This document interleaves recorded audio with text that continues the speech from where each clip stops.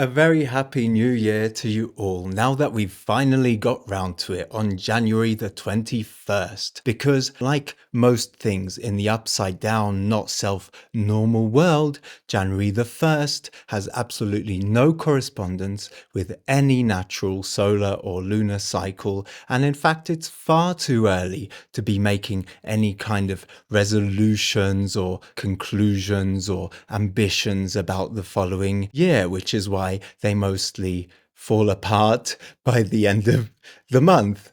And it's far too close to the winter solstice of December the 21st. You haven't had enough time to come out of the womb of winter, the darkest point of the year. And let me show you the 4 stages that are actually necessary in order to come to a sense of clarity about the coming cycle. So this is the mandala or wheel of the year using the natural order of the I Ching, this ancient book of changes mirroring the patterns in nature. And the new year starts when the sun enters the first base, first tone, first color, first line of hexagram 41. The I Ching follows the same mathematics as DNA, and the 41 corresponds with AUG methionine, and it indicates the start of every unique genetic sequence. And in January the 1st, we're back here in hexagram 38,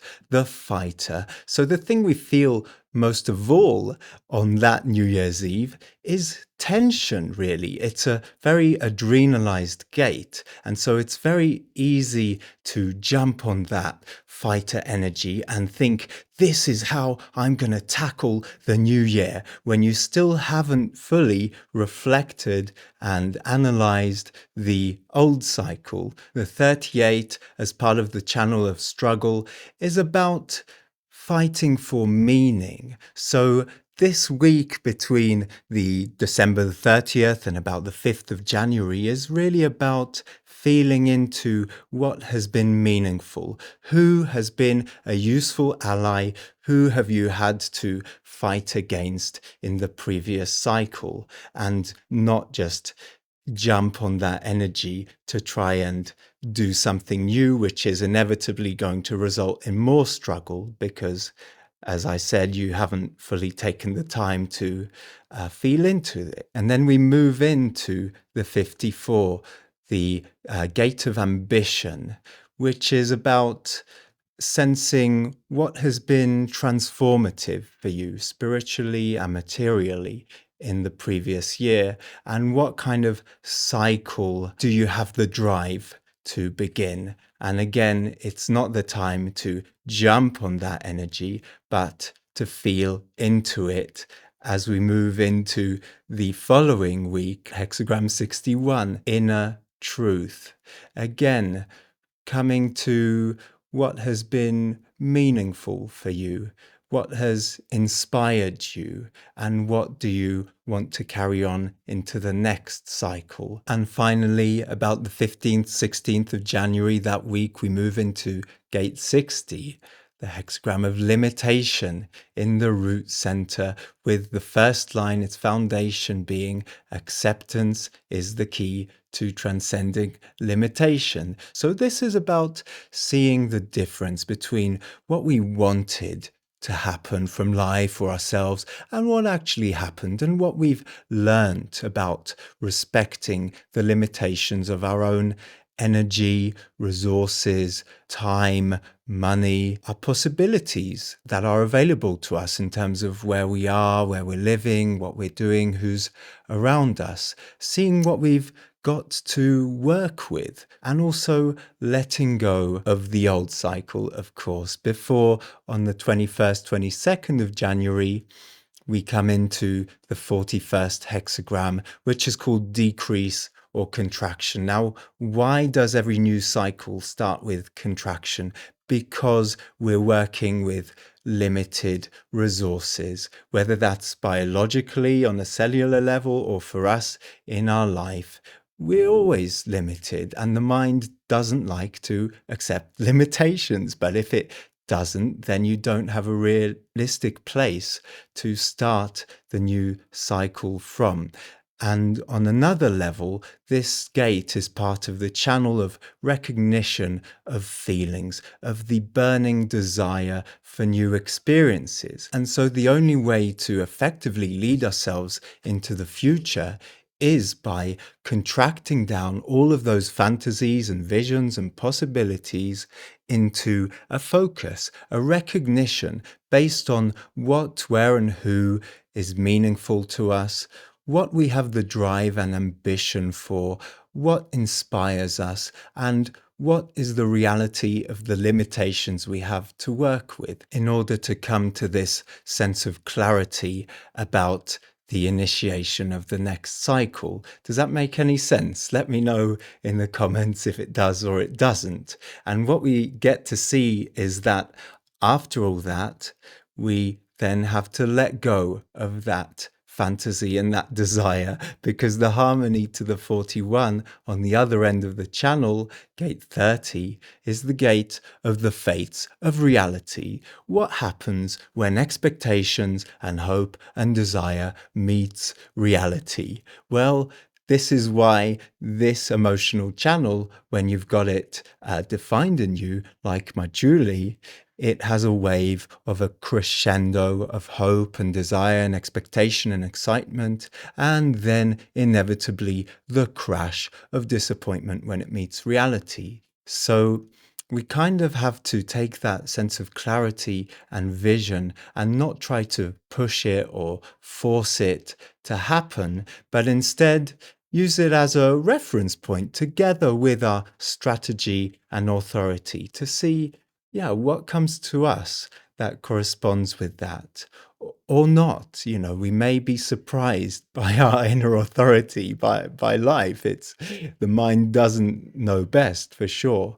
but it's about entering into that new cycle without expectations. And particularly this year, we can see that a lot of people are going to have a very painful, very disappointing time. This is a very emotionally charged year. You can see the continuation of this stream of human experience, or moving from inexperience into crisis and then to progress. And it's also a manifestor channel of this strong, violent, tumultuous emotional energy trying to make its way to the throat to manifest or make what it thinks it wants, in the case of the not self, happen, and getting very, very angry indeed when life doesn't go that way. So this year, we can have a lot of fun watching people get very, very angry with the outcomes of things. We've already been seeing that with the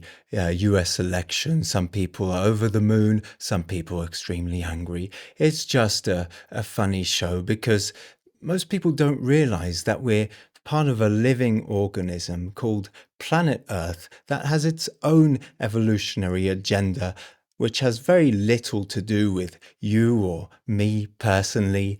And what we think about it, our opinion, really doesn't matter very much and has zero impact on reality whatsoever. So the key to enjoying life in this coming year is really accepting the limitations of what we have available to us. There are going to be many shocks, surprises, more limitations that we can expect. There's this fight between the drive for more expansion and thinking that we can keep on growing economically, etc. And then the other side, which is that we're simply coming to the end of a global cycle and nothing is ever going to be the same again. And we're going to witness over the course of our lifetime, you and me, the slow or not so slow breakdown of social structures and infrastructures as we know them. And it's going to take another few generations for something new and functional to be built up. So it's really important also with reference to this 41, this desire, this fantasy, this vision, our dreams, to know the difference between our fantasies and between the limitations of reality, and that we don't have to have a miserable, meaningless life just because what we think we want doesn't turn out that way. If we can enjoy the small things, the everyday things, the normal things, then I mean, this 41 is part of my open route. So it used to be a trap for me to try to escape the mundanity of everyday life by seeking excitement and new experiences, new travel, new relationships. And of course, that just stopped me from appreciating and enjoying life as it is, and to exhausting and burning myself out. So the question is for us really, when we're living a surrendered life, can you enjoy fantasy just as a fantasy for itself without needing for it to happen in order to be happy? If you're daydreaming about jumping off Machu Picchu in a squirrel suit, or having an orgy with all of the Spice Girls, or whoever, whatever, here in Mexico, they love K-pop. If that's really in line with who you are and your purpose, then life will bring that to you through your strategy and inner authority. And if not, well, just enjoy the fantasy of it as in the life of the mind, and enjoy what's there in front of you in the life of the body. And if learning more about the upcoming astrological forecast interests you, then on Jovian Archive, Peter Schrober, a very experienced analyst, is putting out his breakdown of the transit field for this year. Personally, it's something I enjoy and find interesting, but it's not something I worry too much about because, frankly, it's just the weather, and your strategy and inner authority is the umbrella. It's the only thing you need. You respect the limitations of your vehicle. You relax into the flow of what life brings to you, and you listen. That's the most important thing, to stay alert, aware, and present at all times, listening to the intelligence of your body, your inner compass, to keep you safe and sound, whatever the weather, wherever you are, whatever the situations that life throws at you, and you will be fine, my friend. Just don't take it too personally. Have fun watching everybody else be confused and in crisis, and walk your own path through the storm. Expect the unexpected, unexpect the expected, no expectations, no disappointments. Keep your strategy and authority umbrella with you at all times. Enjoy the small things, and I'm sure we're going to have a very interesting year.